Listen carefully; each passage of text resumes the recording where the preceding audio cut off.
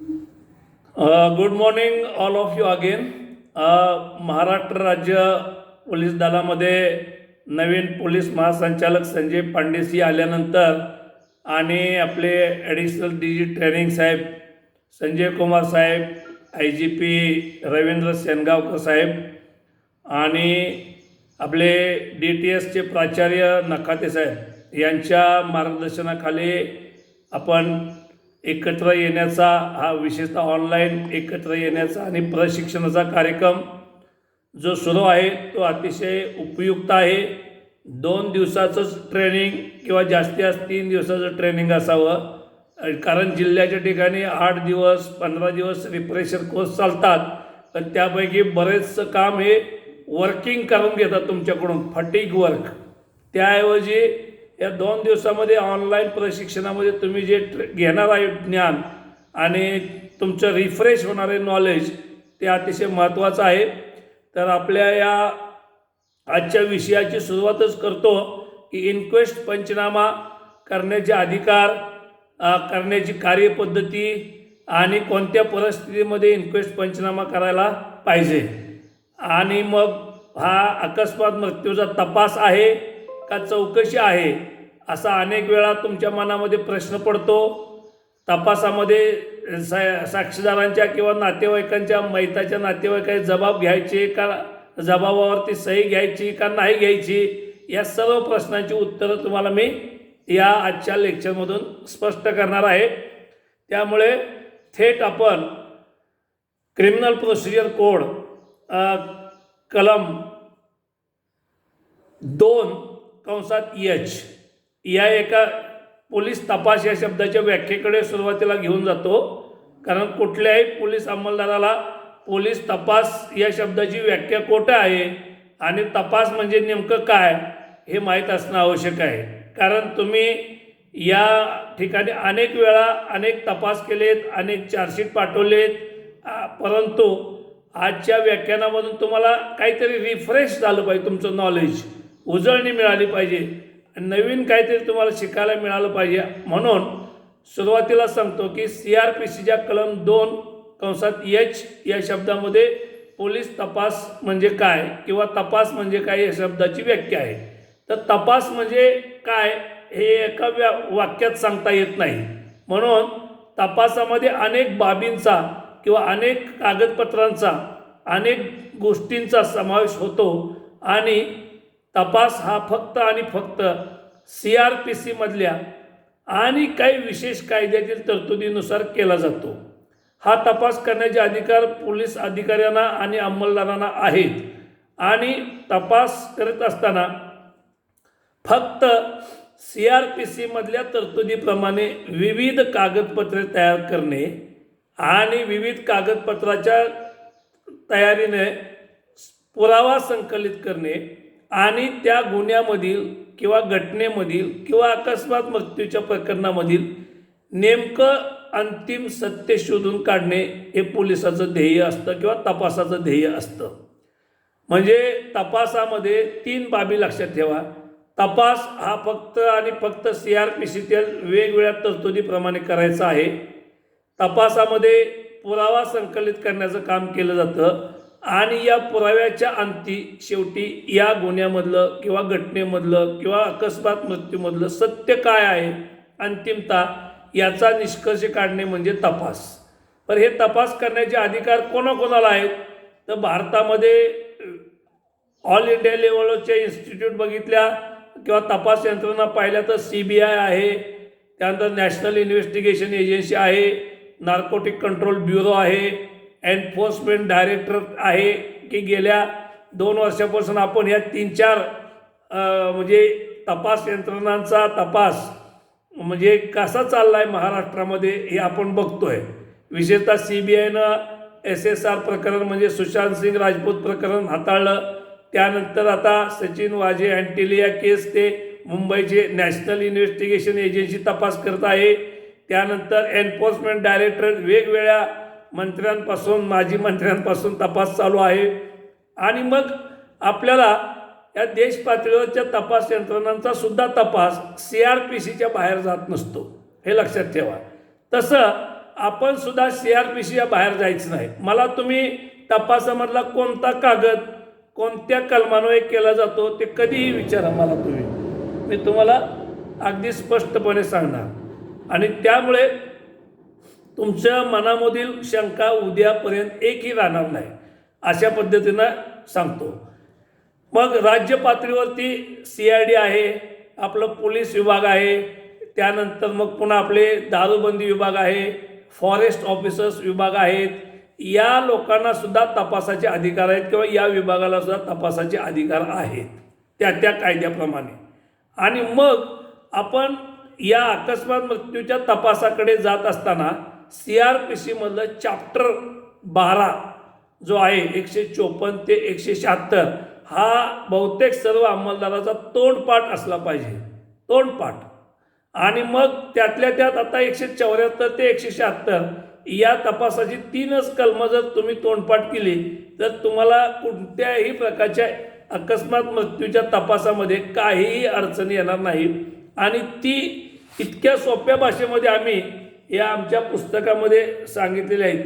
Police तपासाची कायदेशीर प्रक्रिया नावाचं पुस्तक आम्ही लिहिलेलं आहे आणि हे बहुतेक सगळ्यांनी घेतलेलं आहे, परंतु ज्याने कोणी अजूनपर्यंत घेतलं नसेल त्यांना हे पुस्तक उपलब्ध आहे.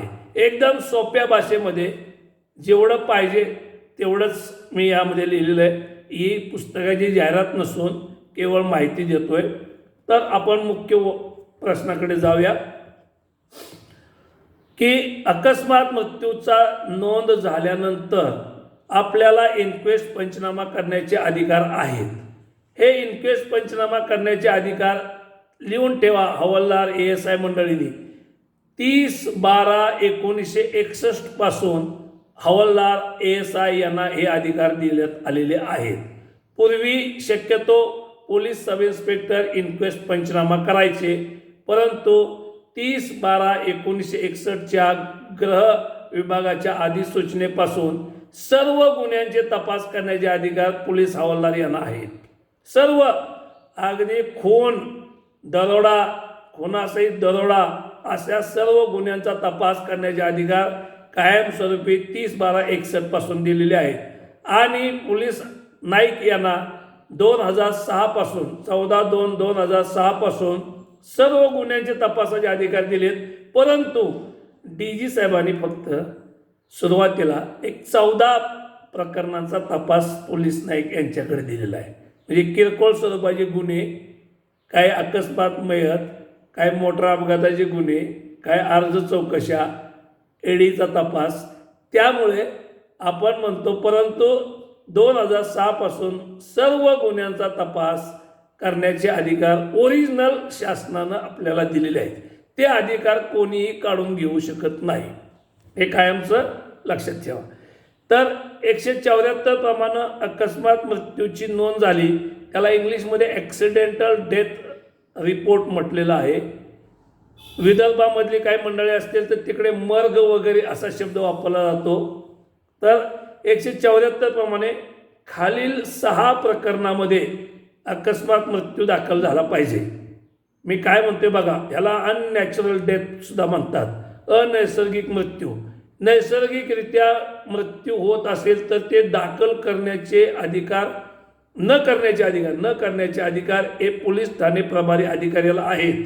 पण आमचे पोलीस ठाणे प्रभारी अधिकारी यांनाच बऱ्याच वेळा समजत नाही की काय नॅचरल डेथ आणि काय अननॅचरल डेथ आहे ते. उदाहरणार्थ लक्षात ठेवा, TB सारख्या आजाराने मृत्यू झालेला आहे तरी सुद्धा माणसं IAD दाखल करतायत. पूर्णपणे चुकीचं आहे, पूर्णपणे बेकायदेशीर आहे. फक्त खालील 6 प्रकार लक्षात ठेवा. एखाद्या व्यक्तीने आत्महत्या केलेली आहे असं प्रकरण पोलीस स्टेशनला रिपोर्ट झालं, डॉक्टरकडून किंवा नातेवाईकाकडून किंवा पोलीस पाटलाकडून किंवा अन्य कोणत्याही व्यक्तीकडून, तर ADR दाखल करायचा. आत्महत्या म्हणजे वेगवेगळ्या प्रकारे आत्महत्या होते. उदाहरणार्थ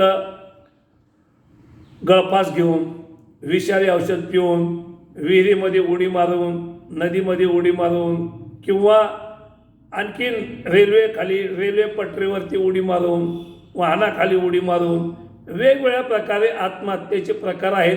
त्यापैकी कोणत्याही प्रकारची आत्महत्या झाली असेल तर निश्चितपणानं लक्षात ठेवा तुम्ही की तुम्ही ADR दाखल केला पाहिजे. त्यानंतर दुसरा प्रकार बघा, इथं बऱ्याच वेळा या मुद्द्यावरती बरेच लोक फसतात. आपल्या अंमलात एखाद्या व्यक्तीची हत्या झालेली आहे, हत्या म्हणजे खून, तरीसुद्धा ADR दाखल करता येतो.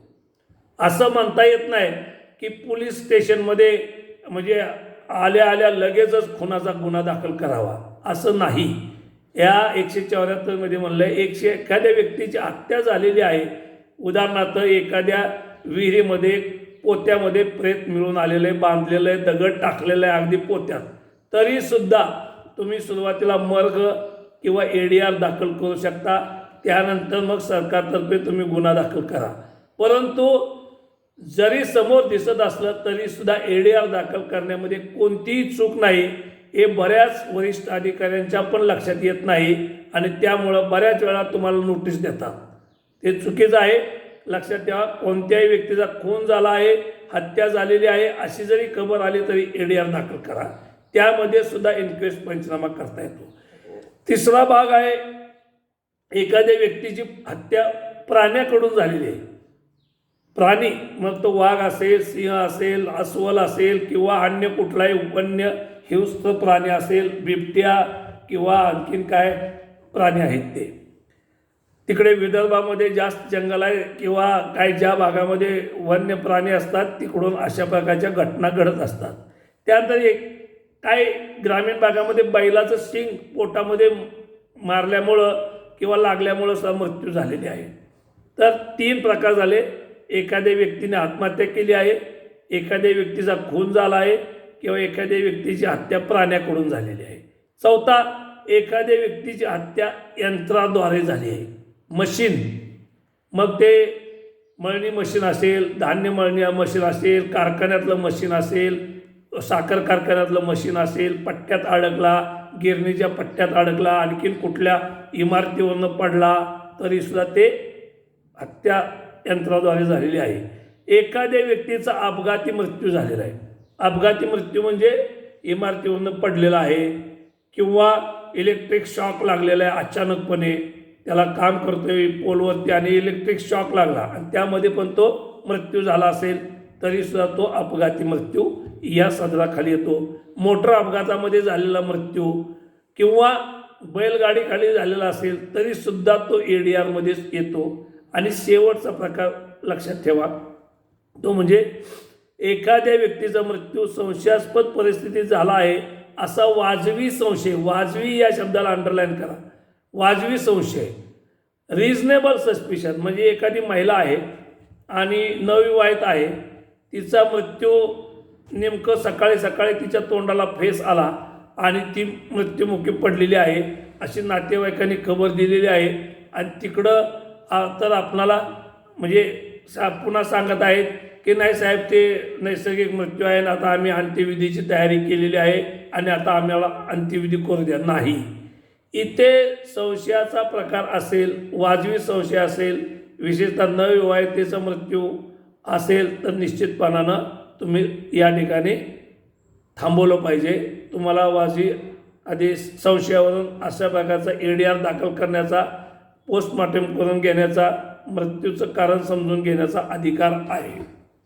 आता अनेक वेळा चेंगराचेंगरीमध्ये काय माणसं मरतात, मंदिरामध्ये किंवा धार्मिक स्थळांच्या ठिकाणी गर्दी होते, कुठं सभेला गर्दी होते, कुठं अन्य काय मोफत साडी वाटप होतं त्या ठिकाणी गर्दी होते आणि तिथे चेंगराचेंगरी होऊन माणसं मृत्युमुखी पडतात. तर अशा ठिकाणी सुद्धा आपल्याला वाटत असेल की ह्या मृत्यूची चौकशी करणं आवश्यक आहे तर तो वाजवी संशयावरनं तुम्हाला तो अधिकार आहे.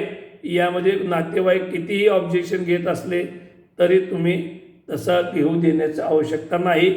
आपण त्यांना संयमानं आणि परंतु ठामपणे सांगितलं पाहिजे यामध्ये पोस्टमॉर्टम होणं आवश्यक आहे. एका प्रकरणामध्ये असं झालं की मुलानं 15 वर्षाच्या मुलांची बॉडी विहिरीमध्ये मिळून आली, तो विहिरीत पडला होता, मृत्युमुखी झाला होता, ॲस्फिक्सिया ड्यू टू ड्राउनिंग दिसतंय आपल्याला, पण PM न करताच ती बॉडी ताब्यात दिली एका पोलीस अधिकाऱ्याने आणि अंमलदाराने आणि त्यांना पुन्हा आता नोटीस आलेले आहेत, शोकॉज नोटीस आलेले आहेत. असं करता येत नाही. कितीही भावनात्मक आपण असलो, we are also human beings, परंतु आपलं कर्तव्य पण तेवढंच महत्त्वाचं आहे. आणि मग ते आता 3 वर्षे वेतनवाढ स्थगित का करू नये म्हणून ते API आणि एक हवालदार यांना नोटीस आलेली आहे. तर असं होऊ नये हे लक्षात ठेवा. आणि मग अशा प्रकारे आपल्याला नोटिफिकेशन एक झालेलं आहे की इन्क्वेस्ट पंचनामा करण्याबाबत पहिला अधिकार हा जिल्हा दंडाधिकारी किंवा उपविभागीय दंडाधिकारी किंवा एक्झिक्युटिव्ह मॅजिस्ट्रेट म्हणजे तालुका कार्यकारी दंडाधिकारी यांचा आहे. परंतु शासनानं एक सोय केलेली आहे की प्रत्येक वेळेला तहसीलदारला जाता येणार नाही, म्हणून हे अधिकार पोलीस अंमलदारांना दिलेले आहेत. आणि असं नोटिफिकेशन निघालं असल्यामुळं हे नोटिफिकेशन बऱ्याच लोकांना माहीत नसल्यामुळं ते म्हणतात की आपल्याला काय अधिकार आहे, परंतु आपल्याला सर्व अधिकार हे देण्यात आलेले आहेत आणि गृह विभागानं हे दिलेले अधिकार आहेत. त्यामुळं फक्त एक्झिक्युटिव्ह मॅजिस्ट्रेटला तालुका कार्यकारी एक माहिती कळवायची की असा एक व्यक्तीनं आत्महत्या केलेली आहे किंवा असा एक मृत्यू अपघातामध्ये झालेला आहे किंवा असा एक व्यक्तीचा खून झालेला आहे, त्याच्या पुढील कार्यवाहीसाठी आम्ही चाललेलो आहोत. हा फक्त त्याला एक जाहीर रिपोर्ट असं म्हटलं जातं याला, जो आपल्या पश्चिम महाराष्ट्रामधल्या भाषेमध्ये. तिकडे विदर्भात किंवा मराठवाड्यात काय असंच शब्द असेल असं मला वाटतं. ओके, मी मराठवाड्यात पण काम केलेलं आहे, उस्मानाबादला 4 वर्ष होतो. तर लक्षात ठेवा की पोलीस ठाणे प्रभारी अधिकारी यांना अशा प्रकारची खबर प्राप्त झाल्यानंतर आपण अकस्मात मृत्यू दाखल करावा आणि तपासाला रवाना होत असल्याची नोंद करून तपास सुरू करावा. घटनास्थळी जाण्याचा अधिकार आहे. विशेषतः ज्या ठिकाणी डेड बॉडी आहे त्या ठिकाणी जाऊन तो पंचनामा करावायचा आहे. आता सुरुवातीला बऱ्याच वेळेला विचार येतो की हा मनुष्य मेलेला आहे का नाही. तर सर्वसामान्यपणे तुम्हाला एखाद्या व्यक्तीचा मृत्यू हा 2 प्रकारे होत असतो, हे तुम्हाला माहिती असतं मेडिकल सायन्सप्रमाणे. एक पहिला मृत्यू आहे तो म्हणजे सोमॅटिक डेथ, म्हणजे तात्काळ मृत्यू होतो, तात्काळ. आणि दुसरा प्रकार आहे तो म्हणजे 1-1.5 तासानंतर 2 तासानंतर तो म्हणजे पेशी मृत्यू होतात संपूर्ण शरीरातल्या आणि मग पूर्णपणे तो मनुष्य डेड असं डिक्लेअर करण्यात येतं. That is called molecular death. Molecular म्हणजे शरीरातल्या पेशी मरतात. म्हणून डॉक्टर बऱ्याच वेळा नातेवाईकाला 1-1.5 तास सांगत नाहीत बघा आपला माणूस गेलाय म्हणून. ते का सांगत नाही तर ते मोलेक्युलर डेथची वाट बघत असतात आणि त्यांची खात्री झाली की आता पेशी मेलेल्या आहेत तर ते मग डिक्लेअर करतात, मग पोलिसांना पुढचा अधिकार. तर हे प्रकार लक्षात ठेवा की आपल्याला जर घटनास्थळी डेड बॉडी पण आहे आणि तुम्हाला असं वाटत असेल की शरीर थोडं गरम आहे, त्याच्या नाकापुढे थोडासा दोरा धरला तर तो हलतोय किंवा काहीतरी त्याच्यामध्ये जीव असू शकेल, तर first and foremost duty of police officer आहे त्याला दवाखान्यात पाठवा. तिथे गेल्यानंतर सुद्धा तुम्ही इन्क्वेस्ट करू शकता. असं काही नाही की घटनास्थळीच इन्क्वेस्ट पंचनामा करावा, अजिबात नाही. त्यामुळे आपल्याला प्रथमतः संशय वाटल्यास त्या व्यक्तीला दवाखान्यात पाठवा आणि त्या ठिकाणी जर तो मृत्युमुखी झाला असं अजून खात्री झाली असेल तर इन्क्वेस्ट करा. आणि घटनास्थळी जर तुम्हाला वाटलं की बॉडी आता रिगर मॉर्टिस चालू झालेला आहे, मरणोत्तर ताठरता सुरू झालेली आहे. सर्वसामान्यपणे मरणोत्तर ताठरता कधी येते हो, कोणीतरी सांगा मला. मृत्यू झाल्यानंतर सर्वसाधारणपणे किती तासामध्ये शरीराला ताठरता येते? बबन देवकर अनुभवी माणूस. बबनराव. हा सर, जय सर. जय. बबन देवकर बोलतो. बोला बोला. कोणता जिल्हा आहे तुमचा? हिंगोली जिल्हा सर. गुड. बोला. किती तासानं साधारणपणे मृत्यूनंतर रिगर मॉर्टिस म्हणजे मरणोत्तर ताठरता येते? सर, मरण पावल्यानंतर 2 तासानंतर शरीराला ताठरता येते.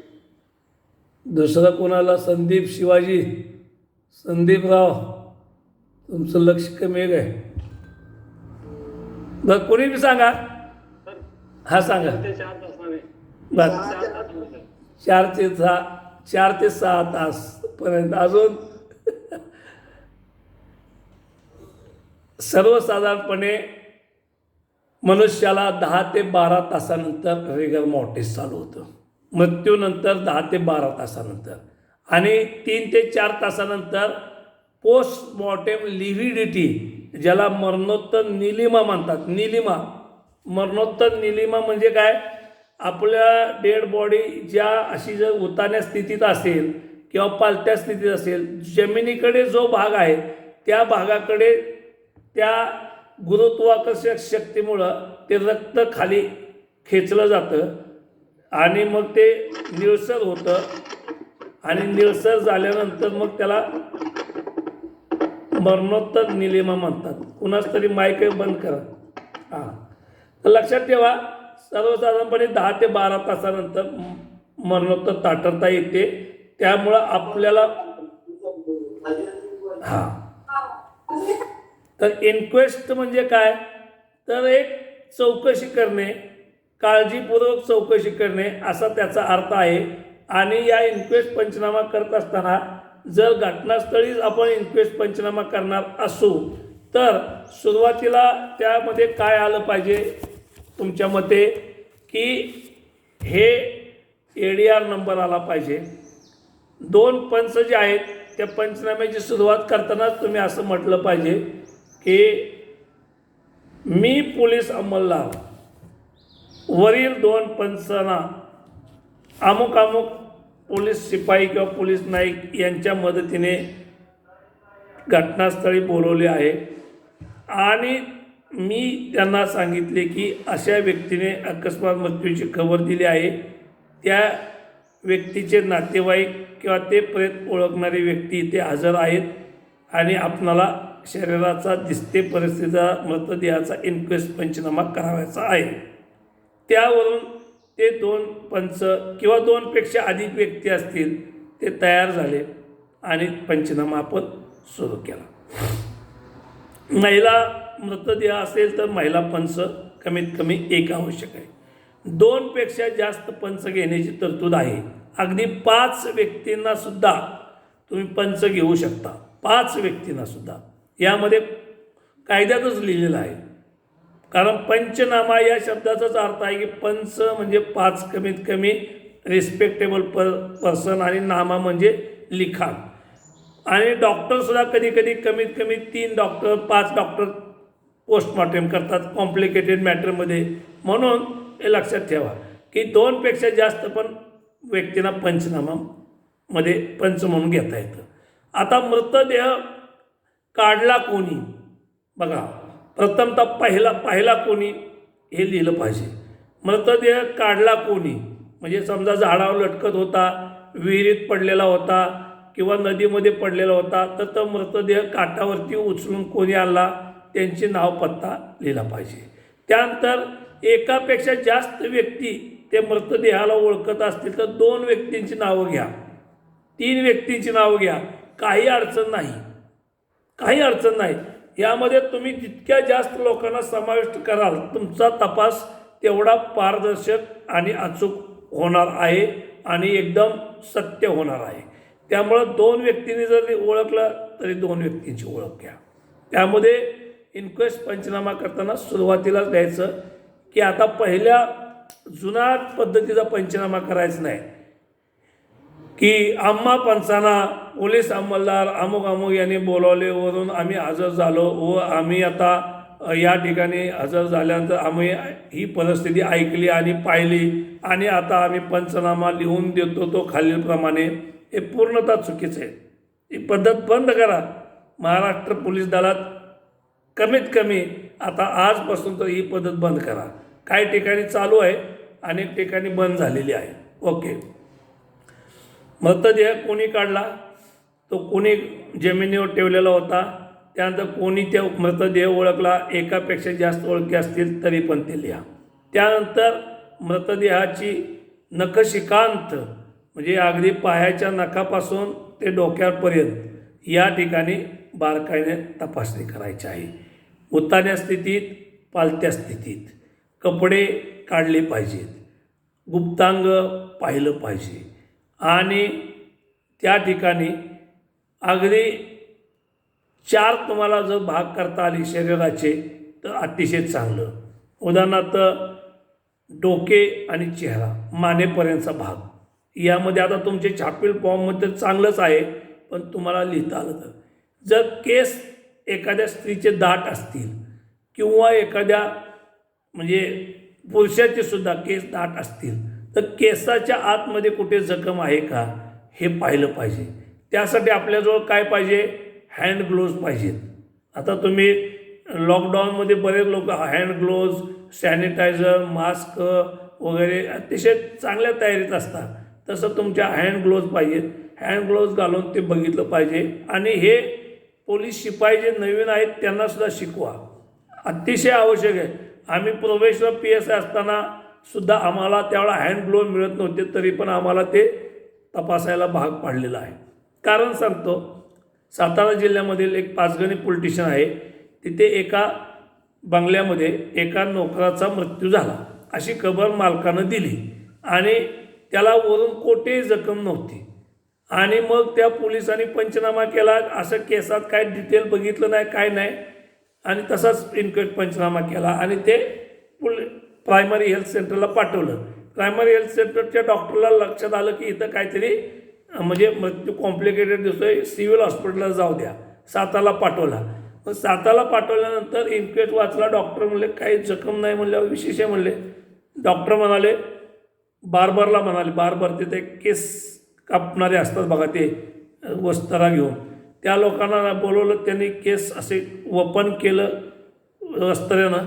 एक बारीक जखम दिसली, हरभऱ्या एवढी, आणि तिथे रक्त गोठवून तिथंच ते साकळलेलं होतं. मग डॉक्टरांनी सांगितलं याचा एक्सरे करा. आता एक्सरे केला तर मेंदूमध्ये एक .22 रायफलची गोळी आतमध्ये दिसत होती, अडकून मेंदूत बसलेली. ती बाहेर पडली नव्हती, कारण .22ची रायफल होती, अगदी जवळून मारली होती. आणि त्यामुळं त्या मालकानंच आपल्या नोकराचा खून केला होता.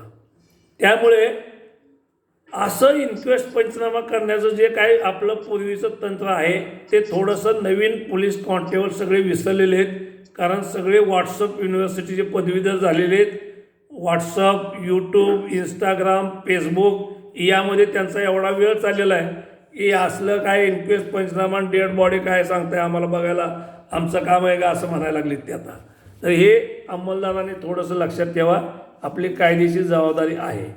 त्यानंतर प्रेताच्या अंगावर काय फ्रॅक्चर आहे का हे बघितलं पाहिजे. म्हणजे गळ्यापासूनचा भाग पुढं जाताना हाडांना कुठं लागलं आहे का, छातीवर कुठं काय आहे का वगैरे सर्व बघितलं पाहिजे. जखमांची लांबी, रुंदी, खोली काय आहे का मोजता येते का बघा. तुमच्याकडे फूटपट्टी नसेल तर किमान तुमच्या सर्वसामान्य ज्ञानावरती आधारित लिहा. त्यानंतर मग त्याच्यावरती तुम्हाला गोंदलेलं चिन्ह आहे का, त्या ठिकाणी काही जन्मजात खून आहे का, त्याला जन्मजात व्यंग आहे का. एखाद्या व्यक्तीच्या बोटांना 5 ऐवजी 6 बोटं असतात हाताला, म्हणजे उजव्या हाताला किंवा पायाला वगैरे, असं सगळं व्यंग पण शोधता. म्हणून मी तुम्हाला म्हणलं एका शब्दात नखशिकांत पाहणी करता आली पाहिजे. नाकामध्ये सुद्धा बघितलं पाहिजे. तोंडामधून काही फेस आलेला आहे का, गुदद्वारामध्ये काय त्याची संडास झाली का. आत्महत्या केल्यावर बहुतेक वेळा संडास होते. त्यानंतर वीर्यपतन किंवा स्खलन झालं का हे बघितलं पाहिजे. ह्या सर्व बाबींचा विचार किती जरी आपणाला घाणेरडा वाटत असला तरी आपलं हे कर्तव्य आहे. आणि म्हणून या 2 पंचासमक्ष त्याचे फोटोग्राफ्स घ्या, त्याची तपासणी करा आणि ज्या काय जखमा दिसतील त्या जखमा कोणत्या शस्त्रानं होऊ शकतील हा सुद्धा तुम्हाला नमूद करता आलं तर त्यामध्ये केलं पाहिजे. एखाद्या प्राण्याला म्हणजे मारला असेल दात चावून किंवा पंजा मारून, तर तसं तुम्हाला वाटत असेल तर या शरीरावरच्या जखमा या एखाद्या प्राण्याचा पंजा मारल्यामुळे किंवा दात चावल्यामुळे झालेले असतील असं वाटत असेल तरी पण ते लिहिलं पाहिजे.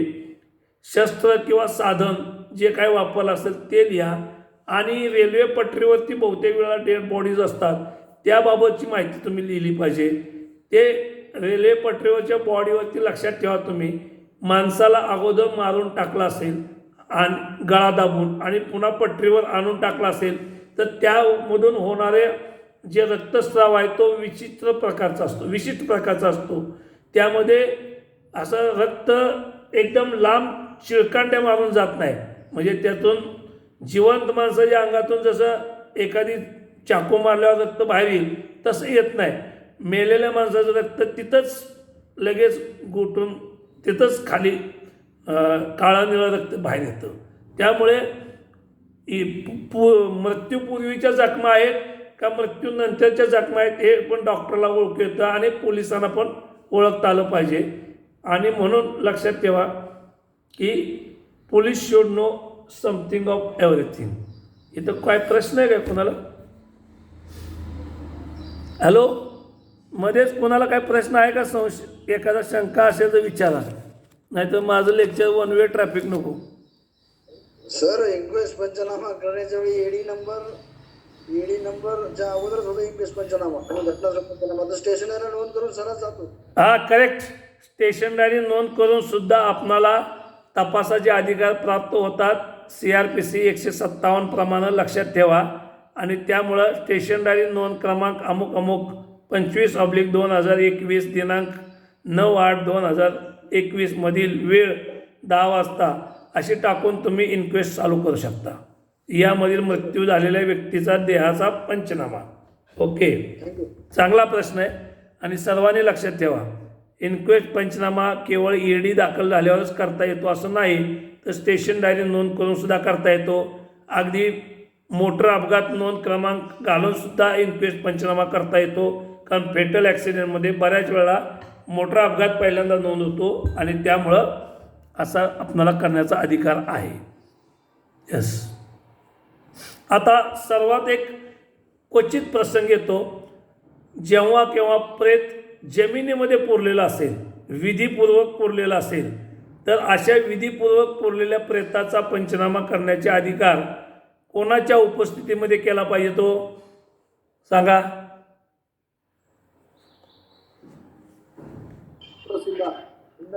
हा, कार्यकारी दंडाधिकारी म्हणजे तहसीलदार, परंतु उल्लेख करताना कार्यकारी दंडाधिकारी असा केला पाहिजे. आणि हे 174 मध्येच नमूद केलेलं आहे. अशा प्रकारे विधीपूर्वक केला असेल. पण खून करून जर एखादी डेड बॉडी पुरली असेल तर त्या ठिकाणचा पंचनामा करण्यासाठी एक्झिक्युटिव्ह मॅजिस्ट्रेटची आवश्यकता नाही. हे कायमचं लक्षात ठेवा. विधीपूर्वक केला असेल तरच एक्झिक्युटिव्ह मॅजिस्ट्रेट यांना बोलवलं पाहिजे. आता डेड बॉडी सडलेली आहे. अशा सडलेल्या डेड बॉडी जी तुम्हाला दवाखान्यात पाठवता येत नाही, अशा डेड बॉडीची सुद्धा पोस्टमॉर्टम डॉक्टरने जागेवर येऊन करावं, अशा प्रकारचं लेखी अहवाल पोलीस स्टेशन इंचार्जमार्फत त्यांना देण्याचा अधिकार आपणाला आहे. ते सुद्धा CRPC 174 मध्येच लिहिलेलं आहे. ते सुद्धा 174 मध्येच लिहिलं आहे. जे प्रेत दवाखान्यात पाठवताना ते खूप सडलेल्या अवस्थेत आहे, त्याचा खूप म्हणजे जाईपर्यंत अनेक ठिकाणी ते घाणेरडा वास येऊ